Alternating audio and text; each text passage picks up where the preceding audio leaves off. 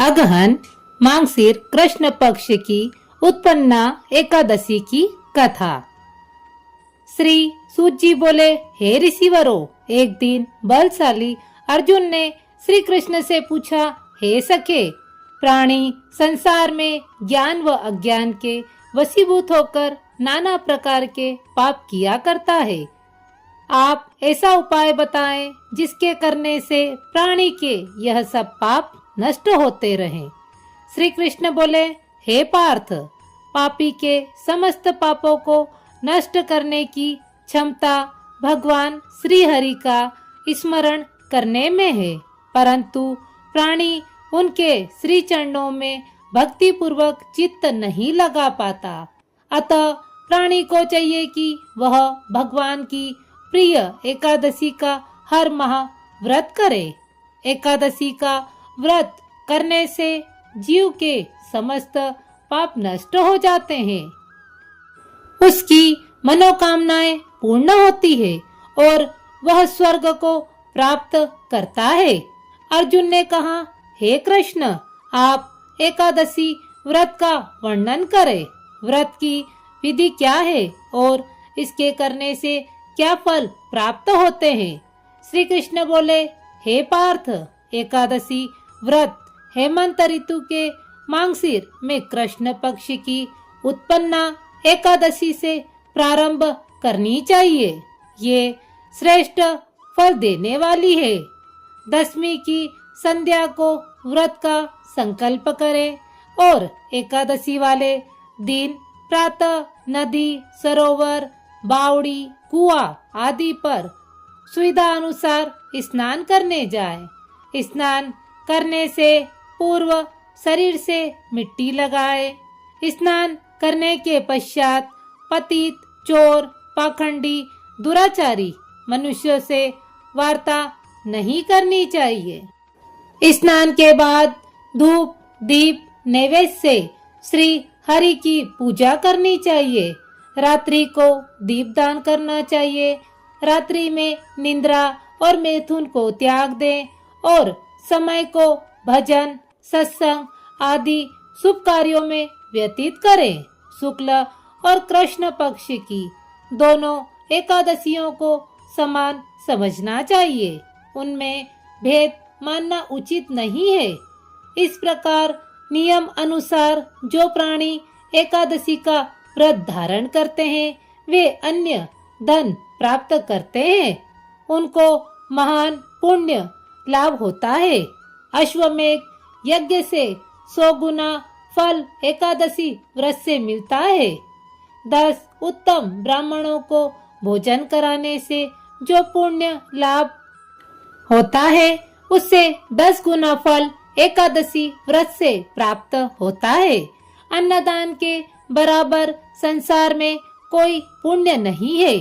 इस दान से स्वर्गीय पितृ तृप्त हो जाते हैं। इसका महत्व देवता भी वर्णन नहीं कर सकते। निर्जला व्रत करने का आधा फल एक बार भोजन करने के बराबर होता है। एकादशी व्रत करने पर यज्ञ, दान, तप के फल मिलते हैं। इस व्रत में शंख से जल नहीं पीना चाहिए। मछली, मांस तथा अन्न व्रत में वर्जित है। एकादशी व्रत का फल हजारों यज्ञों से अधिक होता है।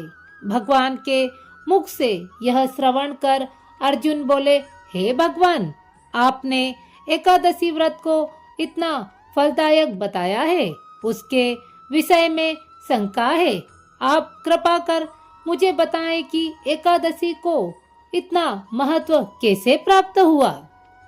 श्री कृष्ण बोले, हे पार्थ, सुनो, एकादशी भगवान श्री हरि की आदि शक्ति है। इसी प्रकार उसे इतना महत्व प्राप्त है। तुम इसकी पुरातन कथा श्रवण करो। सतयुग में मूर नामक एक भयंकर दैत्य था। उस दैत्य ने इंद्र को जीत लिया। तब इंद्र ने शंकर से प्रार्थना की, हे शंकर, हम सब देव मूर दैत्य के अत्याचारों से मृत्युलोक से बुरा जीवन व्यतीत कर रहे हैं। आप इस दुख से छूटने का उपाय बताएं। महादेव जी बोले, हे देवेंद्र, आप विष्णु भगवान के पास जाइए। इंद्र अन्य देवताओं सहित क्षीर सागर गए हैं। भगवान शेषशैया पर शयन कर रहे थे। भगवान को शयन करते देख इंद्र ने उनकी स्तुति की। हे देवेश, आपको बारंबार प्रणाम है। हे दैत्य, हे मधुसूदन, आप हमारी रक्षा करो। समस्त देव दैत्यों से भयभीत आपकी शरण में आए हैं। आप संसार के कारक और कर्ता हैं। आप जगत की उत्पत्ति, उसका पालन और संहार करते हो। आप सारे संसार का उपकार करते हो। सूर्य, चंद्र, अग्नि, द्रव्य, मंत्र, तंत्र, यजमान, यज्ञ, कर्म, कर्ता, भोक्ता आदि सब आप ही हो। आप सर्वव्यापी हो। शरण में आए हुए की आप रक्षा करते हो। दैत्यों ने हमें स्वर्ग से निकाल दिया है। हम पृथ्वी पर विचरण कर रहे हैं। अब आप हमारी रक्षा कीजिए। देवताओं की ये करुण वाणी सुनकर श्री भगवान बोले, हे देवताओं, वह कौन सा दैत्य है जिसने तुमको जीत लिया है? इंद्र बोले, हे भगवान, प्राचीन काल में नाड़ी जंग नामक दैत्य था। उसी के पुत्र का नाम मूर है। उसकी राजधानी चंद्रावती है। मूर ने अपने बल से समस्त विश्व को जीत लिया है। देवताओं को देवलोक से निकाल दिया है। आप उस दैत्य को मारकर देवताओं की रक्षा करो। इंद्र के वचन सुनकर श्री भगवान बोले, देवताओं, मैं तुम्हारे शत्रु का संहार करूंगा। आप चंद्रावती नगर को चलो। जब भगवान देवताओं के पीछे चंद्रावती नगर पहुँचे, उस समय मूर अनेक दैत्यों के साथ युद्ध भूमि में गरज रहा था। युद्ध होने पर दानव विविध अस्त्र शस्त्रों को धारण कर देवताओं से युद्ध करने लगे। भगवान विष्णु युद्ध क्षेत्र में आ गए और सुदर्शन चक्र से उसके शस्त्रों को नष्ट करने लगे। इस युद्ध में अनेक दानव मारे गए। दैत्य राज्य मूर भगवान के साथ युद्ध करता रहा। भगवान मूर को मारने के लिए जिन शस्त्रों का प्रयोग करते, वे सब उसके तेज से नष्ट होकर उस पर पुष्पों के समान गिरने लगे। अनेक अस्त्र शस्त्रों का प्रयोग करने पर भी जब भगवान उसे न जीत सके, तो मल्ल युद्ध करने लगे। भगवान उस दैत्य से युद्ध करते रहे, परंतु उसे जीत न सके। अंत में भगवान विश्राम करने की इच्छा से बद्री का आश्रम गए। 48 कोस लंबी एक द्वार वाली हेमवती गुफा में शयन करने के लिए भगवान घुसे। हे पार्थ, उन्होंने इस गुफा में शयन किया। वह दैत्य भी यह पीछे देख चला गया और शयन करता देख उन्हें मारने को तैयार हो गया। उसने सोचा कि मैं आज अपने चिर शत्रु को मारकर सदैव के लिए निष्कंटक हो जाऊंगा। किंतु उसी समय उसकी देह से एक अति सुंदर कन्या दिव्य अस्त्र धारण करके उत्पन्न हुई और दैत्य से युद्ध करने लगी। वह दैत्य उस कन्या से लगातार युद्ध करता रहा।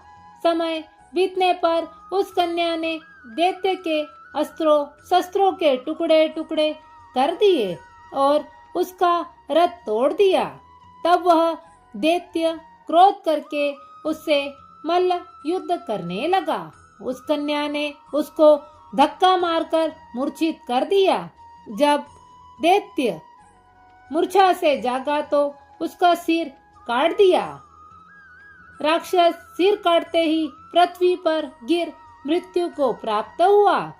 भगवान की निंद्रा खुली तो दैत्य को मरा देखकर आश्चर्य करने लगा। इस दैत्य को किसने मारा है? तब वह कन्या हाथ जोड़कर बोली, हे भगवान, यह दैत्य आपके वध को तैयार था। मैंने आप के शरीर से उत्पन्न होकर इसका वध किया। भगवान बोले, हे कन्या, मैं तेरे ऊपर अत्यंत प्रसन्न हूँ। तूने देवताओं को सुखी किया है, इसलिए तू वरदान मांग। कन्या बोली, हे भगवान, मुझे यह वरदान दीजिए कि जो मेरा व्रत करे उसके पाप नष्ट हो जावे और वह अंत में स्वर्ग को जाए। मेरे व्रत का फल रात्रि को जागने वाले को मिले, उससे आधा फल एक समय भोजन करने वाले को मिले। जो मनुष्य भक्ति पूर्वक मेरा व्रत करे वे स्वर्ग को प्राप्त करे। जो प्राणी दिन तथा रात्रि को एक बार भोजन करे वे धन्य है। जो विष्णु भक्त हैं वे धन्य है। जो एकादशी महत्व को श्रवण करे व उसका पाठ करे, उन्हें अश्वमेध यज्ञ का फल प्राप्त हो तथा अंत में वे विष्णु लोक को जाते हैं, क्योंकि एकादशी व्रत के समान दूसरा व्रत नहीं है।